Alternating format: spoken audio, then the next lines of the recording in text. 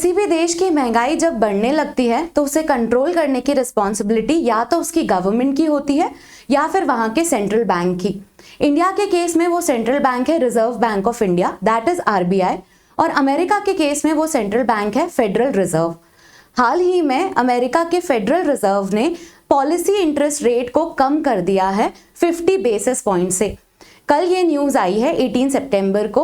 हम आज के वीडियो में जानेंगे कि ये पॉलिसी रेट कम करने का इम्पोर्टेंस क्या है, क्या ये अमेरिका की तरफ या अमेरिकन इकोनॉमी में होने वाले एक स्लो डाउन की तरफ एक इन्फॉर्मेशन दे रहा है, इसका असर इंडिया पे या इंडिया की इकोनॉमी पे क्या पड़ने वाला है और हम इंडिया में क्या क्या चेंजेस एक्सपेक्ट कर सकते हैं, उसका एनालिसिस आज हम लेकर आए हैं।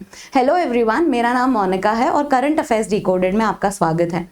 न्यूज़ समझने से पहले हमेशा की तरह हम पहले थोड़े से प्री रिक्विजिट्स देखेंगे। कुछ चीज़ें हैं जो हमें पता होनी चाहिए।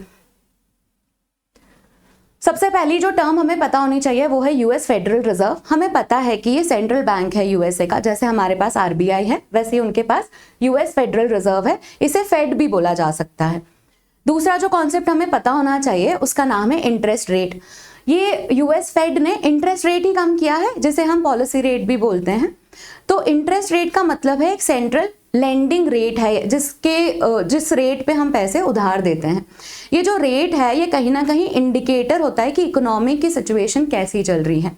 तो यूएसए में ये लेंडिंग रेट या फिर इंटरेस्ट रेट को रिवाइज कर दिया गया है और अब ये जो लेंडिंग रेट है वो 4.75 से 5 के बीच के ब्रैकेट में है। Earlier it used to be 5.25 से 5.5 के बेसिस पे। तो हम ये जो डिक्रीज देख रहे हैं ये 50 बेसिस पॉइंट का डिक्रीज है, 50 बेसिस पॉइंट्स का डिक्रीज है ये। तो ये ही न्यूज आर्टिकल है कि इंटरेस्ट रेट जो है वो कम कर दिया है। अब यहीं पर ही हम समझ लेते हैं कि इंटरेस्ट रेट कम कर दिया इसका मतलब क्या होता है। जैसे आप लोन लेते हैं और अगर उस लोन का इंटरेस्ट जो है वो कम हो जाए, इसका मतलब ये है कि अब आप और लोन ले सकते हैं, लोन जो है वो थोड़ा सस्ता हो गया है पहले के कंपैरिजन में। यहाँ पर भी सिमिलर चीज ही है। अगर ये इंटरेस्ट रेट बढ़ जाए इसका मतलब ये है कि सरकार नहीं चाहती कि लोग ज्यादा पैसे उठाएं या लोग ज्यादा पैसे अपने पास रखें।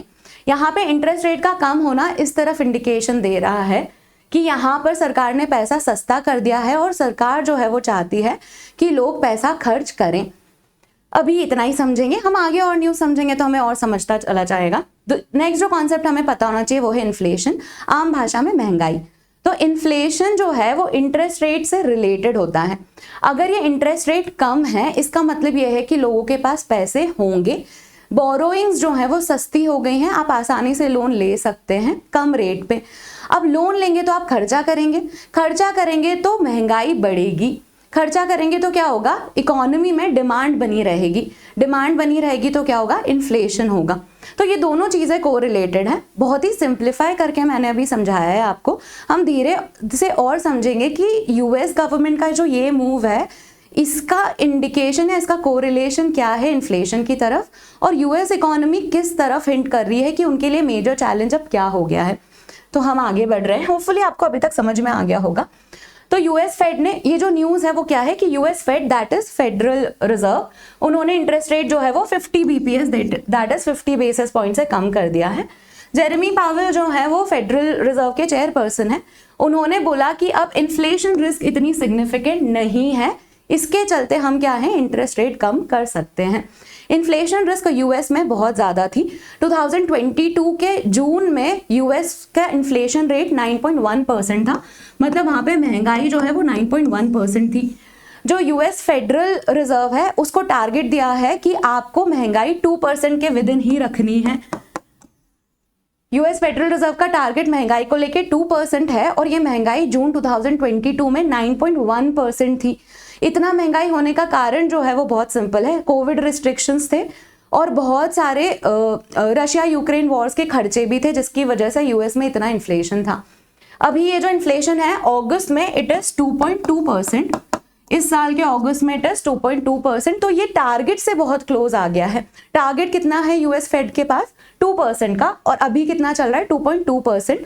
तो इसीलिए जेरेमी पावेल ऐसा कह रहे हैं कि अभी इन्फ्लेशन रिस्क इतनी सिग्निफिकेंटली हाई नहीं है। दो ये जो इन्फ्लेशन है वो विद इन टारगेट नहीं है। सिमिलर टारगेट्स जो है वो आरबीआई के पास भी हैं। आरबीआई को भी इंडिया में इन्फ्लेशन जो है वो 4 ±2% के आसपास रखना होता है। ये हमारा इन्फ्लेशन टारगेट है आरबीआई के कंटेक्स्ट में। तो ये न्यूज़ है जिसमें वो कह रहे हैं कि अब इन्फ्लेशन इतनी बड़ी रिस्क नहीं है, तो इन्होंने पॉलिसी रेट कम कर दी है। ये जो डिक्रीज है वो 4 साल बाद आया है। 2020 से पॉलिसी रेट्स कंसिस्टेंटली इंक्रीज ही की है वहाँ यूएस फेड ने। ये जो डिक्रीज है वो 4 साल के बाद आया, इसीलिए इतना सिग्निफिकेंट मूव बता रहे हैं उसे। अब हम न्यूज़ डिकोड करते हैं। बहुत सारी चीज़ें हमें पहले से ही पता चल गई हैं कि इन्फ्लेशन जो है वो यूएस में ईज आउट हो गया है। 7% का पीक था, 2.2% का है अगस्त में। मैंने आपको बताया कि जून 2022 में वो 9.1% पे भी था। इन्फ्लेशन टारगेट कितना है यूएस का? 2% है। ये जो रेट कट है वो 4 साल के बाद आया है। अब इसका इम्पैक्ट जो है वो यूएस इकोनॉमी पे क्या पड़ने वाला है वो डिस्कस करेंगे हम। जब भी पॉलिसी रेट कम होती है या इंटरेस्ट रेट कम होती है तो मैंने आपको बताया है कि बोरोइंग्स या फिर उधार लेना जो है वो आसान हो जाता है। अभी जो उधार है उससे आप क्या कर सकते हैं, आप बहुत सारे सामान खरीद सकते हैं, कंज्यूमर गुड्स खरीद सकते हैं, ऑटोमोबाइल्स खरीद सकते हैं। तो ये सारी चीज़ें जो है वो इकोनॉमी में एक डिमांड प्रोड्यूस करती है। अगर आप लोन लेके कार खरीदते हैं तो कार मैन्युफैक्चरिंग कंपनी को भी तो पता चलता है ना कि अब मार्केट में डिमांड है तो और कार बनानी चाहिए। तो बिजनेस जो है वो और फ्लरिश होने लग जाते हैं इन सिचुएशंस में। बिजनेस फ्लरिश होंगे तो क्या होगा, बिजनेस जो है वो जॉब्स क्रिएट करेंगे। तो यूएस जो है अब इन्फ्लेशन टारगेटिंग की जगह पे जॉब क्रिएशन की तरफ शिफ्ट हो रहा है, क्योंकि वहां पर अनएम्प्लॉयमेंट रेट्स थोड़े से हाई होते चले जा रहे हैं। तो क्या होगा, बोरोइंग्स जो हैं उनकी कॉस्ट कम हो जाएगी, बिजनेस और स्टॉक प्राइसेस जो हैं वो ग्रो करेंगे, जॉब मार्केट में हेल्प मिल सकती है और इकोनॉमी इन जनरल जो है यूएस की उसे बूस्ट मिल सकता है। तो ये जो है ये इम्पैक्ट हैं। अब हम ये इम्पैक्ट जो है वो यूएस फेड चेयरपर्सन जो है उन्होंने ऐसा बोला है कि अगर इसके चलते इन्फ्लेशन फिर से सिग्निफिकेंटली हाई हो सकता है तो ये पॉलिसी रेट्स वो रिवाइज भी कर सकते हैं। पर अभी के जो प्लान्स हैं उसमें ऐसा अज्यूम करा जा रहा है कि ये पॉलिसी रेट अभी एक बार कम हुआ है, अभी कंसिस्टेंटली कम होते हुए दिखेंगे हमें 2025 में भी। तो हम वो ही समझने की कोशिश कर रहे हैं। अब यहाँ से हमें यूएस का इम्पैक्ट पता चल गया है, हम अंडरस्टैंड करते हैं क्योंकि हम एक ग्लोबलाइज्ड वर्ल्ड में रहते हैं जिसमें एक इकोनॉमी जो है वो दूसरी इकोनॉमी को भी इम्पैक्ट करती है। तो इंडिया के केस में इसका क्या असर हो सकता है। तो अगर आज सुबह की बात माने तो हमारे जो निफ्टी और सेंसेक्स वाले मार्केट्स हैं उनमें सिग्निफिकेंट गेन देखने को मिला है जैसे ही अनाउंसमेंट आई। तो यहाँ पर जो मार्केट है उनमें गेन्स देखने को मिले हैं। ऐसा माना जा रहा है कि आरबीआई जो है वो भी अपनी रेपो रेट जो है रिवाइज कर सकता है, क्योंकि यूएसए ने कम किया है तो we live in a globalized world, तो हो सकता है कि ये वाली रिविजन्स इंडिया में भी हो जाए। अब एडवांटेज जो है वो देख लेते हैं। करेंसी कैरी ट्रेड का एडवांटेज है। देखिए अभी मैंने आपको बताया कि यूएसए में पैसे बोरो करना अब आसान हो गया क्योंकि इंटरेस्ट रेट कम हो गए हैं। अभी इंडिया में इंटरेस्ट रेट तुरंत तो रिवाइज नहीं हुए हैं, तो आप क्या कर सकते हैं, यूएसए से पैसा उधार लेके इंडिया में इन्वेस्ट कर सकते हैं। तो इंडिया में इंटरेस्ट रेट अभी भी हाई है, यूएसए में कम हुए, तो यूएसए में तो पैसा सस्ते में मिल जाएगा और इंडिया में उसका रिटर्न आपको सिग्निफिकेंट मिल जाएगा। तो ये जो चीज़ है इसे करेंसी कैरी ट्रेड बोला जाता है और ये जो है वो इंडिया के लिए शायद फ़ायदा दे सकता है क्योंकि अभी हमारे रेट्स जो हैं वो कंपैरेटिवली हायर है। ये रिविजन जो है वो नेक्स्ट मंथ तक एक्सपेक्टेड है कि आरबीआई जो है वो ये रिविजन कर देगा, पर फॉर द टाइम बीइंग आप इस चीज़ का फ़ायदा उठा सकते हैं। दूसरी जो अपॉर्चुनिटी है वो आर्बिट्रेज अपॉर्चुनिटी है। अगेन पैसा सस्ता हुआ है तो आप सामान खरीद सकते हैं। यूएसए में जो आर्बिट्रेज है मतलब आपने एक एसेट खरीदा है वहां से एक मार्केट से और आप दूसरे मार्केट में वो एसेट को महंगे भाव में बेच सकते हैं और ये इस तरीके से आप कमा सकते हैं। तो आर्बिट्रेज अपॉर्चुनिटी भी है और करेंसी कैरी ट्रेड भी है। ओवरऑल और क्या इम्पैक्ट निकल के आ सकता है वो अभी भी अनफोल्ड होना बाकी है। और ये जो इकोनॉमी है यूएस को लेके किस तरफ जाती है, ये जो पॉलिसी डिसीजन है ये यूएस को किस तरफ लेके जाते हैं, इंडिया पे क्या इम्पैक्ट होगा इसका, ये भी ग्रेजुअली अनफोल्ड होगा। पर अभी के लिए हम एक्सपेक्ट कर सकते हैं कि थोड़े बहुत चेंजेस सारी इकोनॉमीज में देखने को मिलेंगे ही, क्योंकि यूएस जो है वो अभी भी एक सुपर पावर है।